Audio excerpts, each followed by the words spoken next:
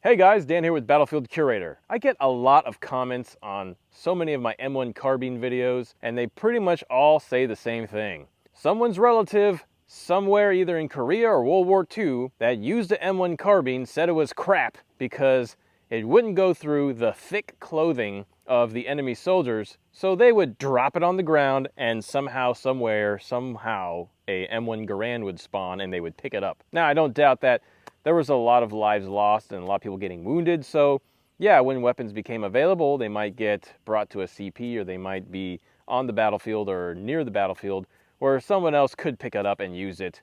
But I've heard this story way too often, so we gotta do a video on penetration power of an M1 Carbine through thick clothing. So the two places that this story comes out of is A, the Battle of the Bulge, and B, in Korea. Both places were really cold and soldiers would have really thick clothing to keep warm. Battle Bulge, as you all know, the Germans made a last effort attack to push through Allied lines to take the supply base at Antwerp, which they did not do. But they definitely pushed back Allied lines. A lot of these guys that were behind the front lines, they were like your support troops. There was a lot of staff, there was a lot of HQs, a lot of officers. There was just a lot of guys that probably would have carried an M1 Carbine. The M1 Carbine fires the 7.62 by 33 millimeter compared to the M1 Garand, which fires the 30-06. So when it comes down to it, there are stories of folks ditching their M1 Carbines and going to a full-powered battle rifle. All right, so in Korea, I could probably see where you would have issues with M1 Carbines at distance. In Germany, in the Ardennes, I would say that the M1 Carbine should be suitable enough for that those closer engagements, especially with that 15-round mag. They're just light, handy, and small weapons, and one American soldier could put down a whole bunch of fire on a group of enemy Germans. All right, so we're going to take an M1 Carbine and test it on some ballistics gel, just as a test to see what it does, and then we're going to take M1 Garand and test it on the same block and see what it does. All right. We got some actual World War II M1 Carbine ball ammunition.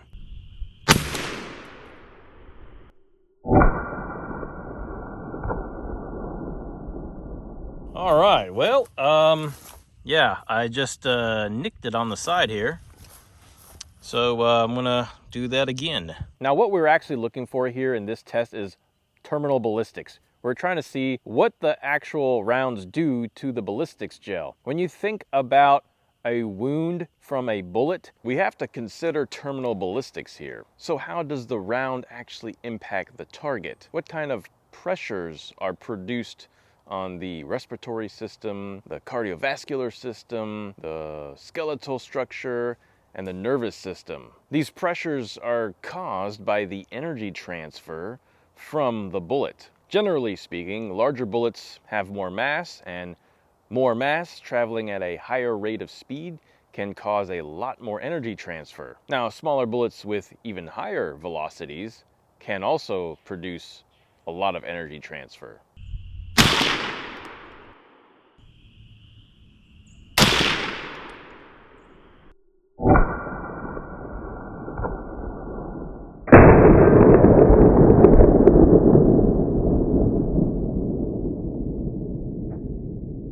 So yeah, actually what happened here is I took two shots and they were kind of at an angle, so I took a third shot, and you can see that pattern of dispersion in there, kind of, sorta. You can see the bullet trajectory as it goes in.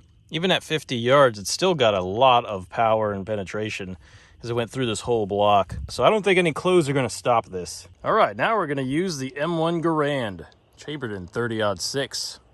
Nice.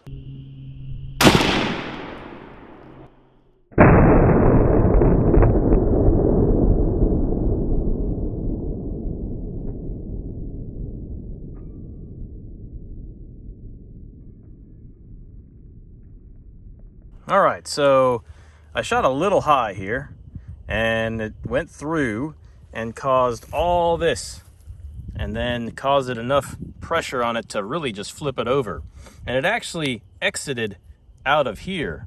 So it went all the way through the block, but came out the top. That's a lot of pressure inside of some kind of flesh that's going to cause that kind of expansion and cause a lot of nerve damage or shock to the organs or spinal cord or blood vessels within the body.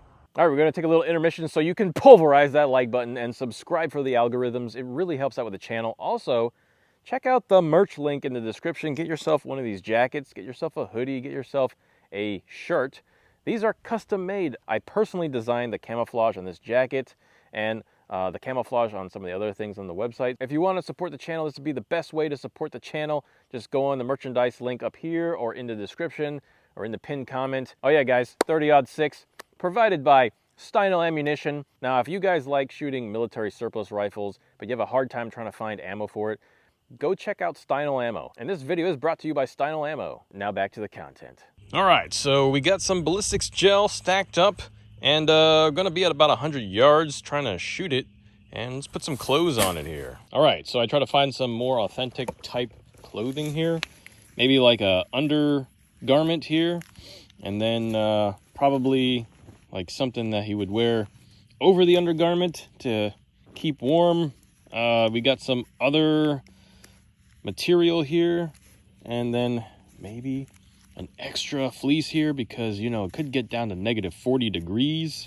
All right, well, we have to say that this guy looks pretty warm right now, but he's missing something. All right, so this is a Romanian surplus jacket. As you can see, it's pretty similar in pattern, pretty similar in thickness to what the North Koreans or Soviet military would have probably worn in really cold climates. And then let's just say he had a neck scarf. All right, well, let's just say the guy's got a Bulge Paletka, which is the Russian Soviet poncho, and he's just kind of got that rolled up and it's hanging around him as well.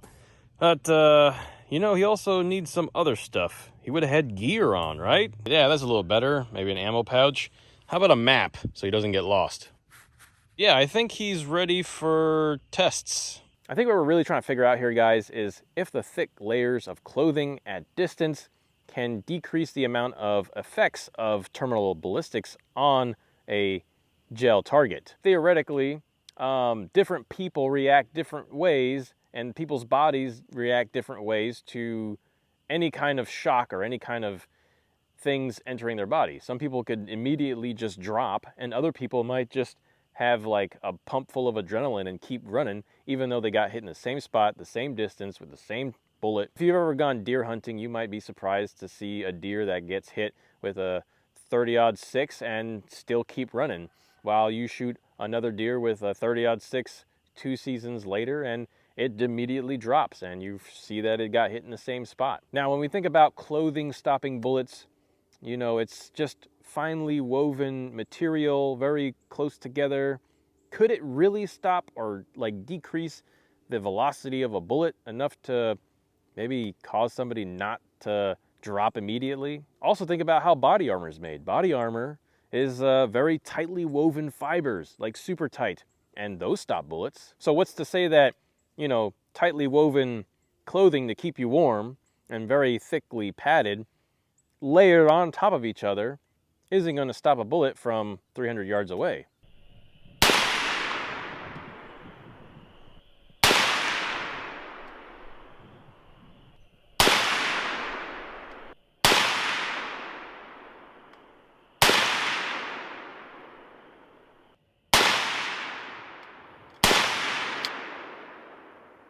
Well, I think my 7 rounds kind of hit a little high. Oh, there is something went through down there. You know, I'm really just not seeing enough like right here. So I'm going to aim a little lower and see if I can't hit some of that.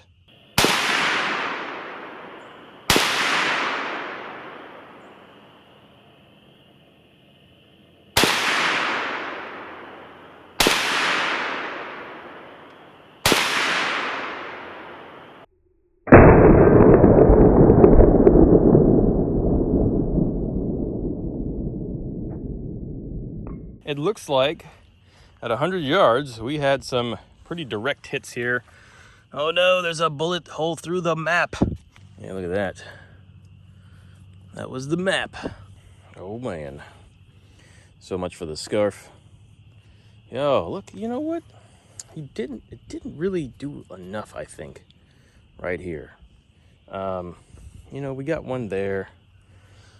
It's still shooting a little high. Honestly, I should really just lower my aim and just take another 5 rounds. Yeah, let's maybe do that.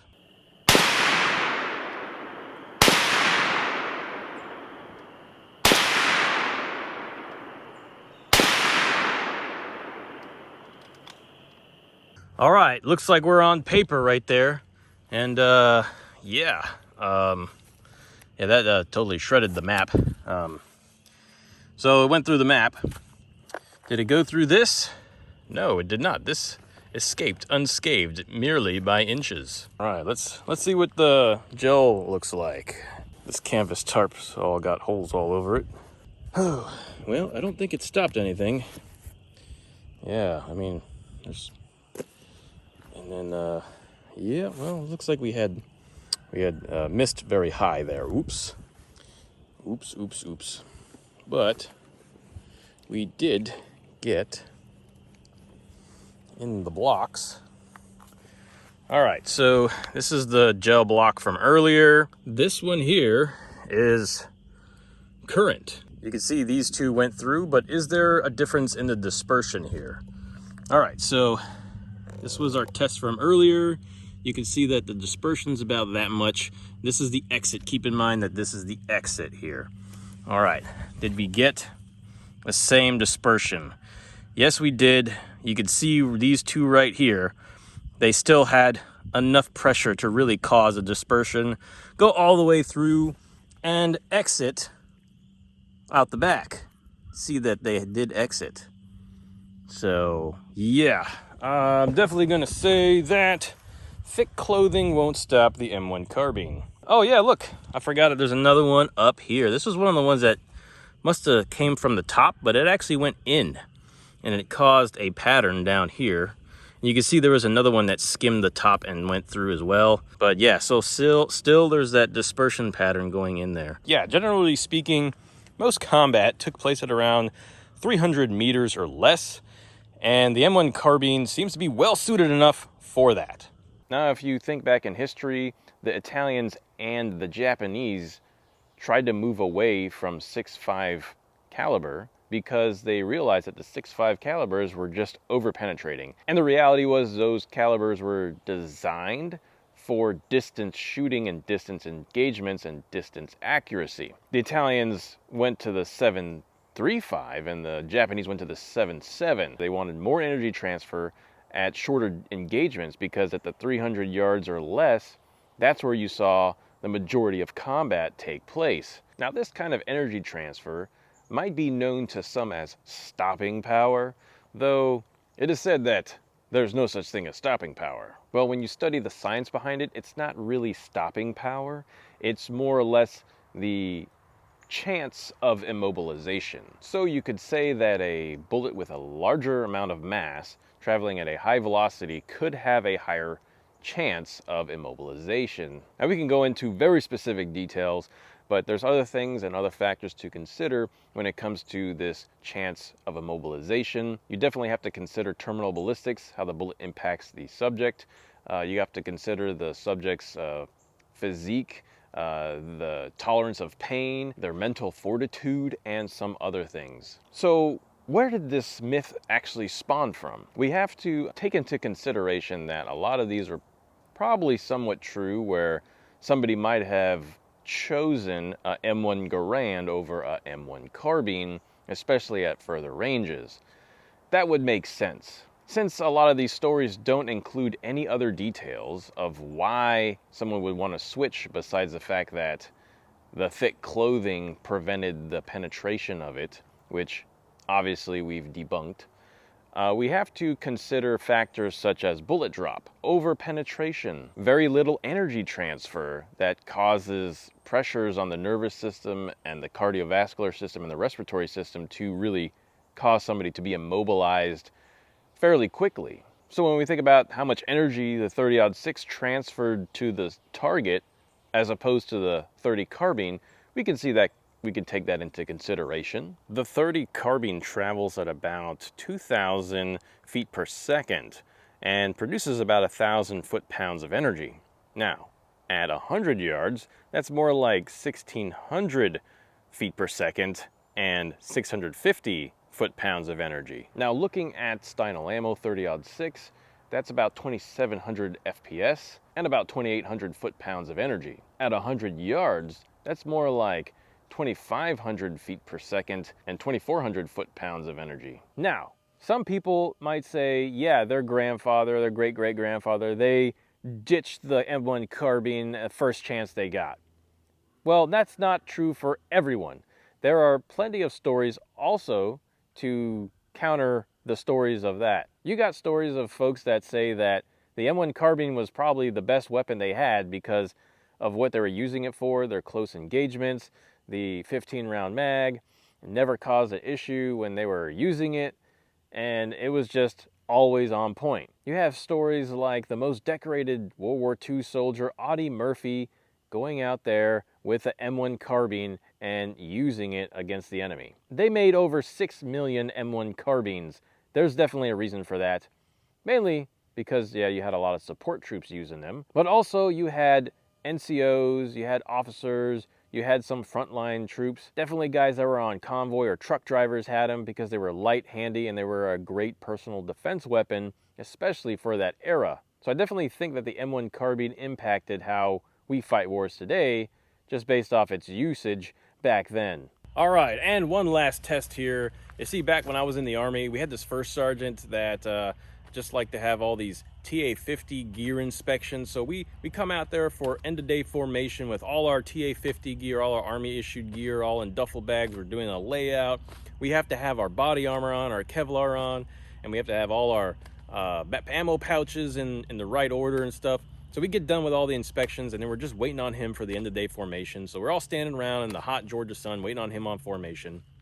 And this dude comes out, and he goes at ease, and then he just starts going on this rant. You guys should all have your neck protectors, because when you're in a combat zone, you need to have your groin protectors, your neck protectors, and the nape pad protector on the back of your Kevlar. You see, when you don't have your neck protector on, the snipers are going to aim for the exposed area in your neck.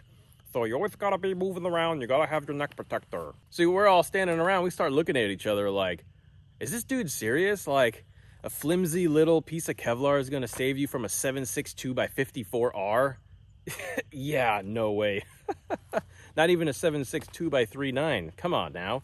It's a flimsy little piece of Kevlar in this back protector, which is very similar, probably the same thing that's in the groin protector and the neck protector. So we're gonna take this and we're gonna see what a 30 carbine can do to it.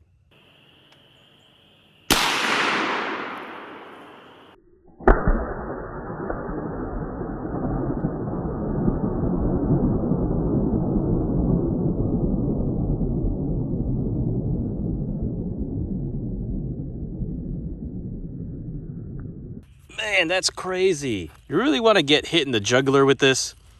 Do you really want to get a hit in the groin with this? All right, it looks like this right here is where it hit. And yeah, it went through a little bit, but man, that bullet really got stopped in there. So this Kevlar will stop a 30 carbine. The bullet's in here, guys. I could feel it. See if we could pull it out. All right, man, that's crazy. It's like just kind of took all that material with it. Man, that was enough to stop a 30 carbine. I mean, probably gonna cause a pretty severe wound, but he might still be alive. Interesting. So I'm kind of trying to get it out of here. You can see where it is right there. There it is. Man.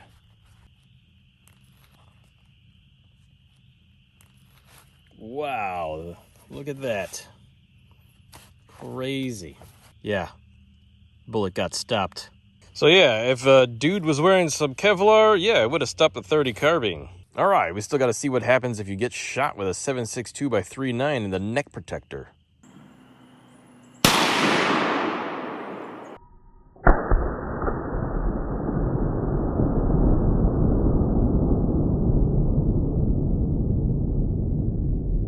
Look at that. Hit the neck protector right there. And yeah, it's a clean shot through. Let's see, I had this thing hanging like that. So that's where it hit, and it came in through here. That's an entry. And it still had enough force to go all the way through, cause a lot of damage, and exit out the back here. So, yep. Well, it looks like it's really on the outer edge there, so maybe I'm just going to take another shot at it.